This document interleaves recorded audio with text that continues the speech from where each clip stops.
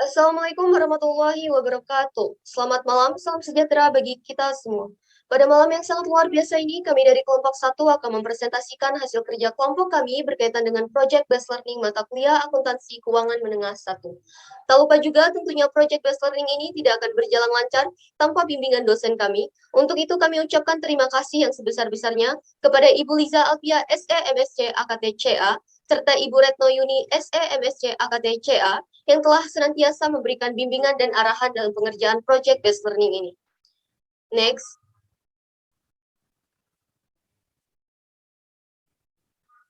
Pada kesempatan kali ini, kami akan membahas tentang kajian komprehensif atas implementasi PSAK nomor 1, 2, 14, 16, dan 19 di PT Nusa Persada Tbk tahun 2019 sampai dengan 2020. Sebelum memasuki materi, saya Epi Mariana Sari dengan ujung NPM 034 yang akan bertugas sebagai moderator, serta rekan saya dua lainnya, yaitu Nimade Dewanti Cayani dengan ujung NPM 008 dan Deslia Sari dengan ujung NPM 010. Baiklah, langsung saja untuk pemaparan materi pertama, dipersilakan kepada Nimade Dewanti Cahyani. Ya, terima kasih kepada moderator. Di sini saya akan membacakan profil PT Nusa Persada yang didirikan oleh Tuan Abidin Pen. Untuk tanggal berdirinya PT Nusa Persada Tbk sendiri pada tanggal 1 Juni tahun 1950 di Batam, Indonesia.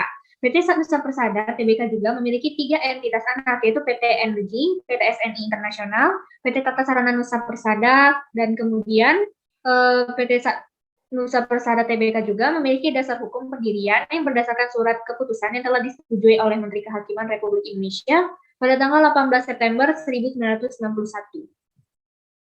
Selanjutnya akan saya bahas mengenai overview kinerja keuangan komparatif tahun 2019 sampai tahun 2020. Di mana pada kesempatan ini kami menganalisis total current asset, total non-current asset, total current liabilities, total non-current liabilities, dan total equity dengan menggunakan metode analisis trend, di mana tahun dasarnya kami menggunakan tahun 2018. Pada tabel tersebut dapat diketahui bahwa untuk total current asset mengalami penurunan pada tahun 2020 dengan memiliki selisih 15% dengan tahun 2019, yang mana artinya pada tahun 2020 PT Nusa Persada Tbk belum bekerja dengan stabil untuk mempertahankan total current assetnya. Lalu untuk total non-current asset berhasil mempertahankan atau mengalami peningkatan pada tahun 2020 dengan selisih 1% dibandingkan dengan tahun 2019, di mana PT Nusa Persada Tbk berhasil mempertahankan untuk total current assetnya. Selanjutnya untuk total current liabilities pada tahun 2020 lebih mampu mengendalikan hutangnya yang membuat terjadinya pengurangan hutang pada tahun sebelumnya, yaitu 2019 sebesar 31% dengan memiliki selisih sebesar 20% dari tahun 2020. Kemudian untuk total non-current liabilities pada tahun 2020 terlihat baik daripada tahun 2019 karena lebih mampu untuk mengendalikan kewajibannya, di mana pada tahun 2020 memiliki tren sebesar 163% dan untuk tahun 2019 sebesar 190%, di mana memiliki selisih sebesar 27%, dan yang terakhir ada total equity, di mana pada tabel tersebut menunjukkan bahwa total equity mengalami kenaikan pada tahun 2020 sebesar 116% yang memiliki selisih sebesar 18% dari tahun 2019. Selanjutnya, saya juga akan membahas tentang implementasi konseptual framework. 3 kerangka konseptual framework. Yang pertama ada first level dengan keterangan objektif, di mana hasil analisis kami untuk PT Nusa Persada Tbk telah menyediakan laporan keuangan yang bertujuan untuk membantu memberikan informasi keuangannya bagi para investor, pemberi pinjaman, kreditor, dan lainnya, yang dapat memberikan informasi yang berguna untuk pengambilan keputusan. Kemudian yang kedua ada second level dengan keterangan fundamental qualities, di mana ada 2 jenis, yaitu relevansi dan factful representation.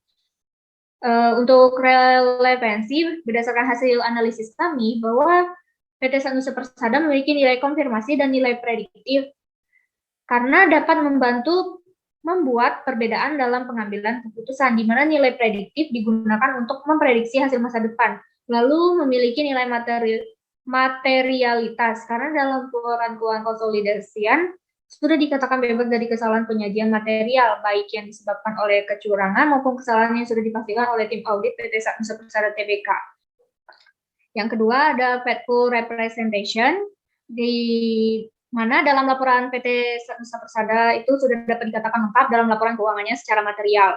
Selain itu sudah dipastikan bahwa laporan PT Nusa Persada Tbk bersifat netralitas dan bebas dari kesalahan, karena PT Nusa Persada telah menerbitkan laporan konsolidasian tahunannya yang dimana telah diaudit oleh tim auditor PT Nusa Persada Tbk, yang artinya sudah dapat dibuat menjadi laporan tahunan konsolidasian per periode untuk tahun yang berakhir. Kemudian masih dalam second level dengan keterangan changing quality, di mana hasil analisis kami bahwa laporan PT Nusa Persada itu dapat dibandingkan dan dapat dipahami karena perusahaan ini telah menyajikan informasi secara diklasifikasikan secara jelas dan ringkas, maka dapat mengidentifikasikan kesamaan dan perbedaan yang nyata dalam peristiwa ekonomi antar perusahaan yang artinya dapat dibandingkan. Lalu dapat diverifikasi dan tepat waktu, karena laporan keuangan PT Nusa Persada Tbk sudah menerbitkan laporan keuangan tahunannya sesuai dengan ketentuan-ketentuan yang ada. Dan yang terakhir ada third level dengan keterangan recognition, measurement, dan disclosure concept. Untuk hasil analisis kami itu bahwa laporan keuangan konsolidasi PT Nusa Persada Tbk disusun berdasarkan basis akrual, kecuali laporan arus kasnya yang menggunakan konsep biaya historis, kecuali seperti yang diungkapkan dalam CALK.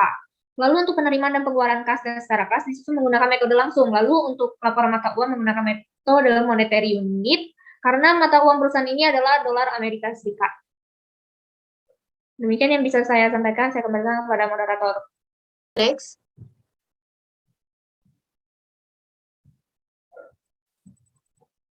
Di mana dapat kita lihat di layar, ruang lingkup dan isi substansi PSAK nomor 1 mencakup 6 cakupan. Yang pertama adalah laporan posisi keuangan pada akhir periode. Yang kedua adalah laporan laba rugi dan penghasilan. Next. Yang ketiga adalah laporan perubahan ekuitas selama periode. Next. Yang keempat, laporan arus kas selama periode. Yang kelima, catatan atas laporan keuangan. Dan yang terakhir adalah laporan posisi keuangan pada awal periode, yang masing-masing penjelasan dapat dilihat di layar PPT. Next.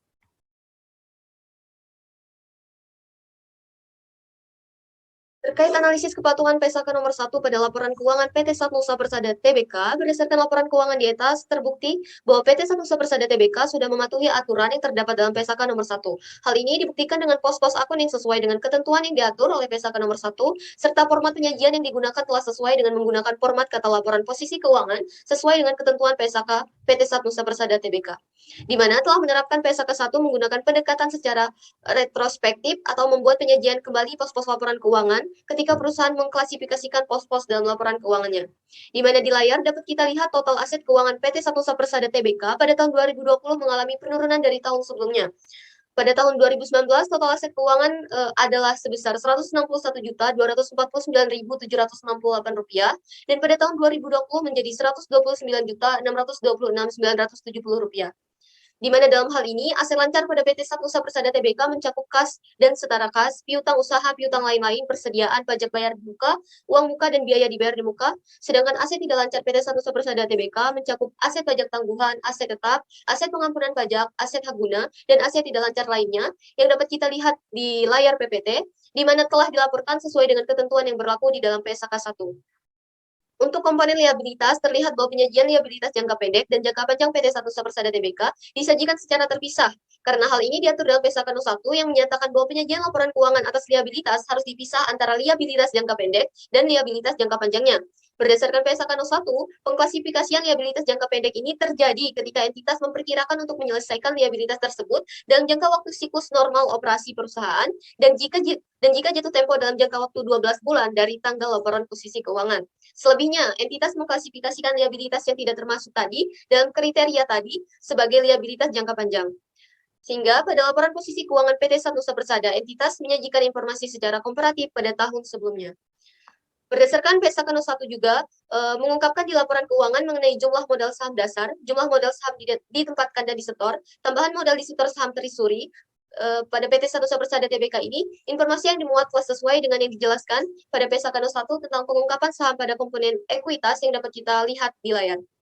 Selanjutnya terkait laporan laba rugi. Dalam hal ini, berdasarkan hasil analisis kami, PT Sanusa Persada Tbk mengacu pada laporan laba rugi dan komprehensif lain telah sesuai menerapkan PSAK 01, di mana hal ini ditunjukkan oleh kelengkapan perusahaan dalam mengungkapkan pos-pos akun sesuai dengan ketentuan PSAK 01, di mana entitas menyajikan pos-pos judul dan subtotal tambahan dalam laporan yang menyajikan laba rugi dan penghasilan komprehensif lain.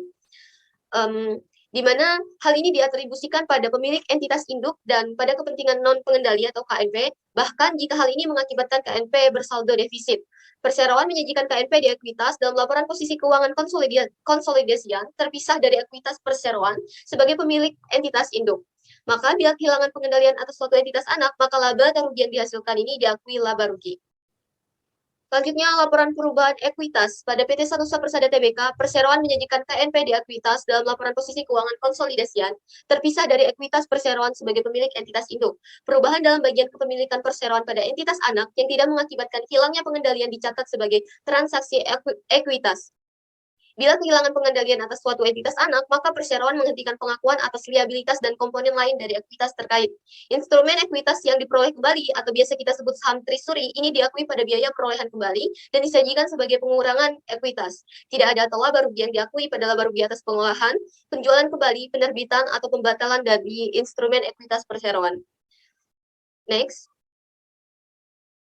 Yang terakhir, laporan arus kas. Pada PT Sanusa Persada Tbk, dapat kita lihat di layar, laporan arus kas konsolidasi yang disusun berbasis konsep biaya historis. PT Sanusa Persada Tbk juga telah menyajikan laporan arus kas konsolidasian sesuai dengan ketentuan PSAK 01 dengan menyajikan penerimaan dan pengeluaran kas dan setara kas yang diklasifikasikan ke dalam aktivitas operasi, investasi, dan pendanaan serta disusun berdasarkan metode langsung atau direct method yang akan lebih lanjutnya dijelaskan dalam PSAK 01 sehingga PSAK nomor 2. Sehingga dapat kita simpulkan, berdasarkan penyajian laporan keuangan pada PT Sanusa Persada Tbk apabila dilakukan penilaian mengenai kepatuhan implementasi terhadap PSAK 01, maka entitas telah melakukan pengukuran, pelaporan, dan pengungkapan sesuai dengan ketentuan yang telah diatur dalam PSAK 01. Sehingga hal ini dibuktikan dengan lengkapnya laporan keuangan serta pos-posnya di dalam yang telah disajikan oleh entitas. Untuk pengimplementasian PSAK nomor 2 akan dijelaskan oleh Nimade Dewanti Jayani.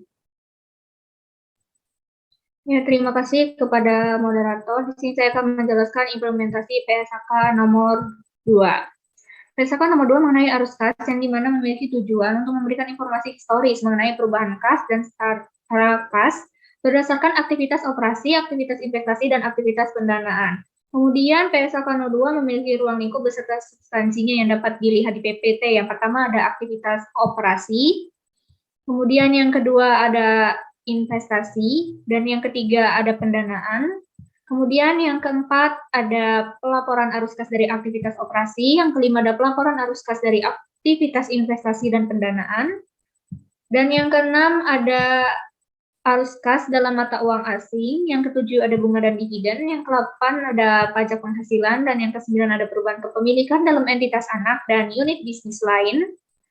Kemudian yang ke-10 ada entitas mengungkapkan hal-hal berikut selama suatu periode. Yang ke-11 transaksi non-kas. Yang ke-12 ada komponen kas dan setara kas. Dan yang terakhir ada pengungkapan lain. Berikutnya mengenai analisis kepatuhan PSAK 02 pada laporan keuangan PT Sanusa Persada Tbk. Dapat dilihat lampiran laporan arus kas dari PT Sanusa Persada Tbk. Di sini sudah diklasifikasikan berdasarkan aktivitas operasi, investasi, dan pendanaan. Di mana untuk penyajian laporan arus kas PT Sanusa Persada Tbk dibuat dengan metode langsung atau direct metode. Kemudian untuk rangkuman hasil analisis kami mengenai arus kas dari aktivitas operasi dapat dilihat pada tabel dalam PPT. Di mana untuk penerimaan kas dari pelanggan didapatkan dari pelanggan serta aktivitas operasi lainnya, dan ini sudah sesuai dengan ketentuan pada PSAK nomor 2. Lalu untuk pembayaran kepada komisaris, direksi, dan karyawan didapatkan dari pembayaran gaji dan tunjangan, dan untuk keterangannya yang sudah sesuai. Lalu ada pembayaran kepada pemasok didapat dari pembayaran kepada pemasok atas barang dan jasa, dan yang terakhir ada pembayaran pajak penghasilan badan yang didapat dari penerima pengembalian pajak penghasilan dari aktivitas operasi, di mana hal ini juga sudah sesuai. Arus kas dari aktivitas pendanaan didapat dari penerimaan pinjaman bank, pembayaran pinjaman bank, pembayaran bunga dari aktivitas pendanaan, penerimaan dari penjualan saham treasury, dan pembayaran liabilitas sewa pembiayaan. Di mana laporan PT Sanusa Persada Tbk telah sesuai menerapkan PSAK nomor 2 pada laporan arus kas dari aktivitas pendanaannya. Dan yang terakhir ada arus kas dari aktivitas investasi yang diperoleh dari penerimaan dari penjualan aset tetap dan pembayaran untuk perolehan aset tetap yang sudah sesuai juga dengan ketentuan-ketentuan yang ada. Sehingga dalam PSK nomor 2 paragraf menjelaskan bahwa akun-akun dalam laporan arus kas harus disajikan ke dalam kelompok yang dibagi berdasarkan jenis aktivitasnya, yaitu aktivitas operasi, investasi, dan pendanaan. PT Sanusi Persada Tbk juga telah menyajikan aktivitas tersebut PSK nomor 2 tanpa adanya penyimpangan. Demikian yang bisa saya sampaikan. Saya kembalikan pada moderator. Baik, terima kasih. Selanjutnya mengenai pengimplementasian PSK 14.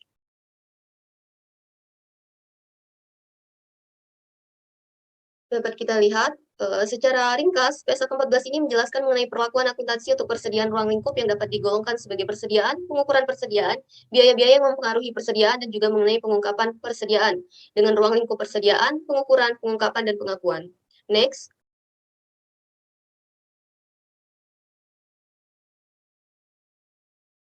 Mengenai analisis kepatuhan PSK nomor 14 pada laporan keuangan PT Sanusi Persada Tbk, berdasarkan analisis dalam PT Sanusi Persada Tbk yang telah kami lakukan, dapat diketahui bahwa perusahaan PT Sanusi Persada Tbk dalam hal persediaan yang ditampilkan di layar, mereka mengklasifikasikan persediaan dalam bentuk barang jadi, barang dalam proses, bahan baku, bahan pembantu, dan suku cadang mesin. Dalam hal ini, PT Sanusi Persada Tbk telah menerapkan PSK nomor 14, yang artinya sudah sesuai dengan ketentuan yang di dalamnya telah ada pengukuran yang di mana pada PT Sanusi Persada TBK menggunakan metode rata-rata, sehingga persediaan akhir dan beban pokok penjualan dapat dihitung dengan harga rata-rata yang dimana metode average merupakan titik tengah atau perpaduan antara metode FIFO dan metode LIFO.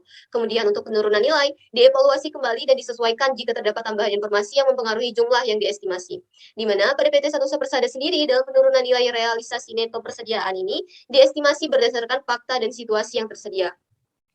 Sehingga dapat kita simpulkan, pencatatan atas persediaan pada laporan keuangan PT Sanusi Persada Tbk apabila dilakukan penilaian mengenai kepatuhan implementasi terhadap PSK nomor 14 dapat kita katakan sudah sesuai karena ketentuan serta peraturan yang ada pada PSK nomor 14 telah disesuaikan dengan diterapkannya dalam proses pembuatan laporan keuangan mengenai persediaan oleh PT Sanusi Persada Tbk. Seperti halnya yang telah saya jelaskan tadi, diketahui serta diungkapkan bahwa PT Sanusi Persada sendiri telah menggunakan metode rata-rata atau average atau titik perpaduan antara metode LIFO dan FIFO. Selanjutnya mengenai pengimplementasian PSK 16 akan dijelaskan oleh Deslia. Oke, terima kasih.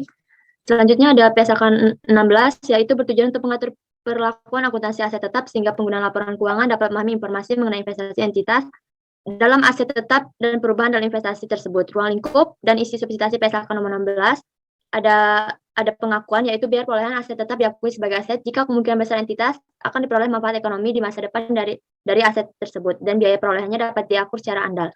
Yang kedua ada pengukuran dan penilaian, yaitu biaya perolehan aset tetap adalah setara harga tunai pada tanggal pengakuan. Depresiasi yang pertama ada setiap bagian dari aset tetap yang dimiliki biaya perolehan cukup signifikan. Yang kedua, entitas mengalokasikan jumlah pengakuan awal dan endoscasi secara terpisah setiap bagian tersebut. Kompensasi untuk penurunan nilai, yang pertama ada kompensasi dari pihak ketiga untuk aset tetap dan mengalami penurunan nilai hilang. Dan kedua, penurunan nilai atau kerugian aset tetap klaim atas pembayaran kompensasi dari pihak ketiga dan setiap pembelian dari konstruksi selanjutnya. Next. Laporan keuangan PT Sanusi Persada Tbk pada tahun 2019 memiliki aset tetap sebesar 67.851, pada tahun 2020 sebesar 85.827.450, dengan memiliki selisih 18.021.399. Mengenai aset tetap di atas dapat diperhatikan untuk tanah tidak diusulkan seperti biaya pengurusan legal dan atas tanah. Ketika tanah diperoleh pertama kali diakui sebagai bagian dari biaya perolehan tanah dan tidak dimortifikasi. Sedangkan untuk biaya terkait dengan pembaharuan hak atas tanah diakui sebagai aset tak terwujud dan diamortisasi sepanjang umur hukum atau umur ekonomi tanah, mana yang lebih pendek. Lalu untuk aset tetap yang di dalam penyelesaian dicatat sebesar biaya perolehan, di mana biaya-biaya setelah pengakuan awal aset diakui sebagai bagian dari nilai tercatat aset atau sebagian aset yang terpisah. Sebagaimana seharusnya, hanya apabila kemungkinan besar seseorang dan entitas anak akan mendapatkan manfaat ekonomis di masa depan berkenaan dengan aset tersebut dan biaya perolehan aset dapat diukur dengan handal. Dalam laporan keuangan PT Sanusi Persada Tbk dapat diketahui juga untuk biaya perbaikan dan pemeliharaan dibebankan ke dalam laba rugi selama periode dihentikan, maka nilai tercatat dan akumulasi penyusutan dikeluarkan dari akun aset tetap dan keuntungan atau kerugian yang dihasilkan diakui dalam laba rugi berjalan. Selanjutnya untuk masa manfaat setiap aset, tetap besaran dapat entitas ANA ditentukan berdasarkan taksiran masa manfaat ekonomisnya. Estimasi ini ditentukan berdasarkan taksiran masa manfaatnya ekonomisnya. Estimasi ini ditentukan berdasarkan evaluasi teknis internal dan pengadaan besaran entitas anak aset sejenis. Untuk penurunan nilai aset nominator, yaitu review atas penurunan nilai dilakukan apabila terdapat indikasi penurunan nilai ketentuan nilai pakai aset memerlukan estimasi mengenai arus kas yang diharapkan untuk dihasilkan dari penggunaan aset dan penjualan aset tersebut. Dikatakan juga dalam laporan keuangan PT Nusa Persada Tbk bahwa bangunan, mesin, dan peralatan telah diasuransikan terhadap risiko kebakaran dan risiko lainnya dengan nilai pertanggungan secara keseluruhan, di mana nilai pertanggungan tersebut cukup memadai untuk memenuhi kerugian timbul dari risiko yang dipertanggungjawabkan, sehingga aset tetap dengan jumlah tercatat sebesar 53.314.564 digunakan sebagai jaminan atas fasilitas kredit yang diperoleh dari PT Bank Mandiri Persero Tbk dan PT Bank Negara Indonesia Persero Tbk. Analisis penyajian laporan aset tetap PT Nusa Persada Tbk jika diperhatikan sudah wajar dan sesuai dengan PSAK nomor 16. Dalam hal ini, PT Nusa Persada Tbk telah mencatat biaya perolehannya diakui sebagai aset karena besaran entitas akan memperoleh manfaat ekonomi masa depan dari aset tersebut dan biaya perolehannya dapat diukur secara handal. Kemudian aset tetap PT Nusa Persada disusutkan dengan menggunakan metode garis lurus Satnight Line Method yang dilihat berdasarkan taksiran masa manfaat keekonomiannya. Selain itu, untuk dalam aset tetap, tanah tidak disusutkan, sehingga hanya biaya seperti pengurusan legal hak tanah ketika diperoleh pertama kali maka diakui sebagai bagian dari nilai perolehan dan tidak dimortisasi. Maka untuk biaya terkait pembaharuan, hak atas tanah tidak diakui sebagai aset tetap, melainkan diakui sebagai aset tak terwujud, di mana biaya ini diamortisasikan sepanjang umur hukum. Untuk biaya perbaikan dan pemeliharaan dibebankan di dalam laba rugi selama periode, di mana biaya-biaya tersebut terjadi dan aset tetap akan dihentikan atau kerugian dihasilkan dalam laba rugi berjalan. Dalam PT Nusa Persada Tbk untuk menurunkan nilai aset telah sesuai dengan ketentuan PSAK nomor 16, di mana penentuan nilai pakat aset memerlukan estimasi mengenai arus kas yang ditetapkan dan dihasilkan untuk penggunaan aset penjualan aset tersebut. Slide selanjutnya. Dapat kita simpulkan dalam hal ini PT Nusa Persada Tbk terkait pencatatan atas aset tetap pada laporan keuangan yang telah diterbitkan oleh perusahaan setelah dilakukan penganalisan ini dapat dikatakan bahwasanya PT Nusa Persada Tbk telah penuh terhadap pengimplementasian PSAK nomor 16, di mana perusahaan telah menetapkan sesuai dengan ketentuan-ketentuan serta peraturan yang ada di PSAK nomor 16. Dan telah ditetapkan dalam proses pembuatan laporan keuangan mengenai aset tetap oleh PT Nusa Persada Tbk. Dalam hal ini, PT Nusa Persada Tbk telah mencatat biaya perolehannya diakui sebagai aset karena besaran entitas akan memperoleh manfaat handal. Kemudian aset tetap PT Nusa Persada disusutkan dengan menggunakan metode garis lurus. Hal ini telah sesuai dengan pengimplementasian PSAK nomor 16. Sebagaimana mestinya sama halnya untuk penurunan nilai aset pun telah sesuai dengan ketentuan PSAK nomor 16. Selanjutnya, PSAK 19.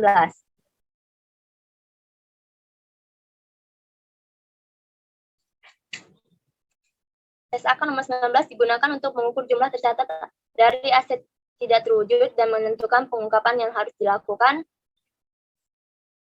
bagi aset tidak terwujud. Adapun ruang lingkup substansi PSAK 19, yang pertama ada aset tidak terwujud yang diatur oleh standar-standarnya, yang B, aset keuangan dengan instrumen keuangan, penyajian pengakuan dan pengukuran aset eskalasi dan evaluasi.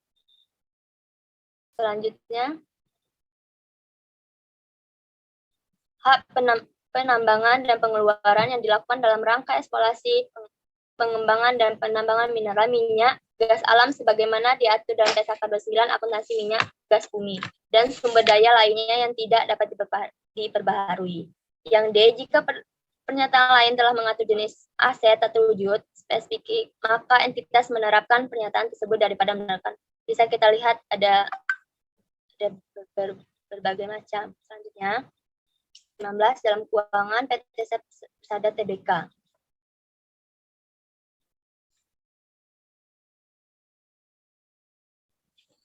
Dapat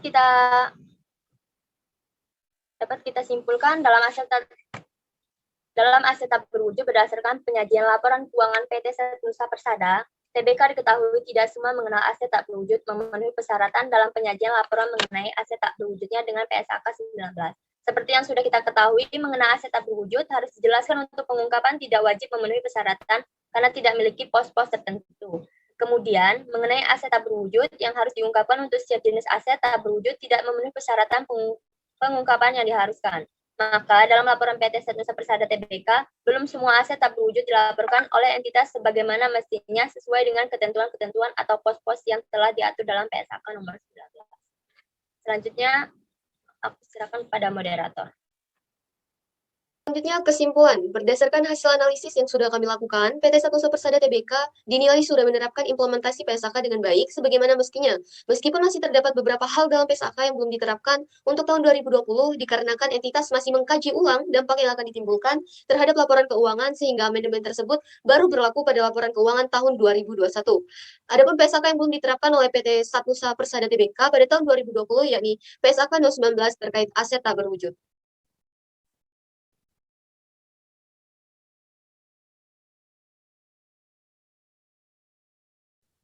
Selanjutnya, tilikan yang bisa kami sampaikan, akuntansi keuangan menengah mempelajari mengenai pelaporan, pencatatan, penyajian, analisis transaksi keuangan, dan masih luas lagi cakupannya.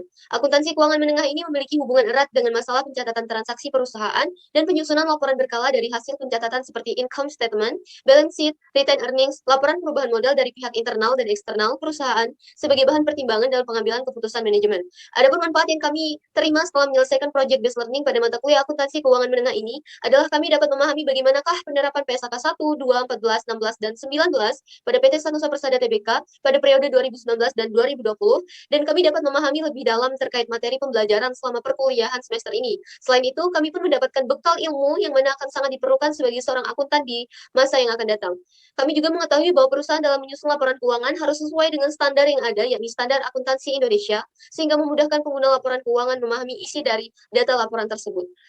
Berlangsungnya penganalisisan laporan keuangan PT Nusa Persada Tbk ini tak luput pula dari beberapa kendala dalam memahami dan menganalisis laporan keuangannya.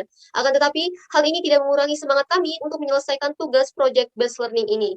Hal ini pun sekalipun menutup presentasi kami pada kali ini, sehingga sekian presentasi yang dapat kami sampaikan. Mudah-mudahan apa yang kami sampaikan dapat bermanfaat bagi pembelajaran kami dan juga pembaca. Saya serta teman saya apabila terdapat kesalahan kata selama berjalannya presentasi ini. Kepada Allah saya mohon ampun, saya akhiri. Wassalamualaikum warahmatullahi wabarakatuh.